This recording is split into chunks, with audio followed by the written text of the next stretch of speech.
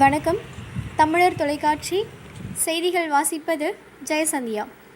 புடையூர் ஊராட்சியில் தூய்மை பாரதம் திட்டத்தின் கீழ் மரக்கன்று நடப்பட்டது. கடலூர் மாவட்டம் ஸ்ரீமுஷ்ணம் ஒன்றியம் புடையூர் ஊராட்சியில் தூய்மை பாரத இயக்கம் வாராந்திர நடத்தை மாறுதலுக்கான ஒரு வார கால இயக்கம் நடைமுறைப்படுத்துதல் உத்தரவுப்படி மாவட்ட ஆட்சியர் சந்திரசேகர சகாமுரி அவர்கள் ஆணைக்கிணங்க மண்டல துணை வட்டார வளர்ச்சி அலுவலர் சுகுமார் உத்தரவுப்படி ஊராட்சி மன்ற தலைவர் CCN சக்கரவர்த்தி தலைமையில் கிராமம் முழுவதும் தூய்மைப்படுத்தி டாக்டர் அப்துல் கலாம் நினைவு பூங்காவில் தென்னை, புலி மற்றும் மா உள்ளிட்ட மரக்கன்றுகளை நட்டனர். பின்பு ஊராட்சி ஒன்றிய துவக்க பள்ளியில் ஓவியர் மூலம் கொரோனா விழிப்புணர்வு விளம்பரம் வரையப்பட்டது.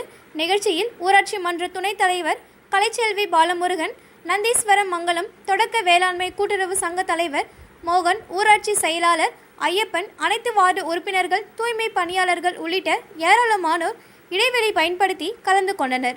தமிழர் தொலைக்காட்சி செய்திக்காக கடலூர் மாவட்ட செய்தியாளர் K. பாலமுருகன்.